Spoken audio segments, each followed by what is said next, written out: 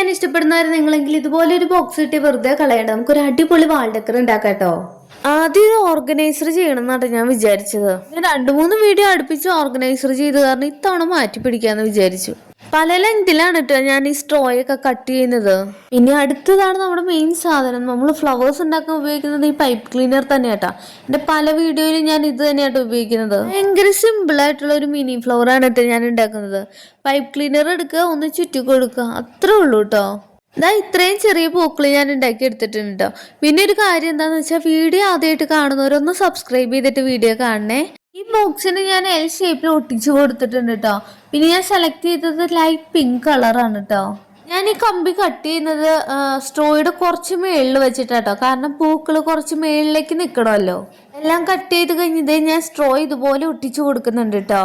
ശരിക്കും പറഞ്ഞാൽ final result കണ്ട് ഭയങ്കരമായിട്ട് സന്തോഷിച്ചൊരു ക്രാഫ്റ്റാണ് കേട്ടത്. ക്രാഫ്റ്റ് ഒക്കെ ചെയ്യാൻ ഇഷ്ടപ്പെടുന്നവരാണ് എന്തായാലും ഇതൊന്ന് ചെയ്ത് നോക്കണം കേട്ടോ. കാരണം ഫൈനൽ റിസൾട്ട് അത്രയ്ക്ക് രസമാണ് കാണാൻ. ഞാൻ ഫ്ലവേഴ്സ് ഒക്കെ ഇങ്ങനെ ഒട്ടിച്ചെടുത്തിട്ടുണ്ട് കേട്ടോ.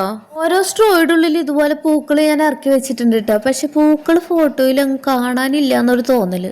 അപ്പൊ പൂക്കളൊന്ന് ഹൈലൈറ്റ് ചെയ്യാൻ വേണ്ടിയിട്ട് ഞാൻ കുറച്ച് ഐ ഷാഡോ കേട്ടോ യൂസ് ചെയ്യുന്നത്. പൂക്കളുടെ മേളിൽ ഇങ്ങനെ തൂത്ത് കൊടുക്കുന്നുണ്ട് കേട്ടോ. ഇപ്പോഴല്ലേ പൂക്കൾ കുറച്ചുകൂടെ ഭംഗിയായത്. ഫൈനൽ റിസൾട്ട് വന്നിട്ട് ഇങ്ങനെയുണ്ട് കേട്ടോ കാണാൻ. എങ്ങനെയുണ്ട്, ഇഷ്ടമായില്ലേ? അപ്പോൾ വീഡിയോ ഇഷ്ടപ്പെട്ട എന്തായാലും ലൈക്ക് ചെയ്യാനും സബ്സ്ക്രൈബ് ചെയ്യാനും മറക്കല്ലേ കേട്ടോ.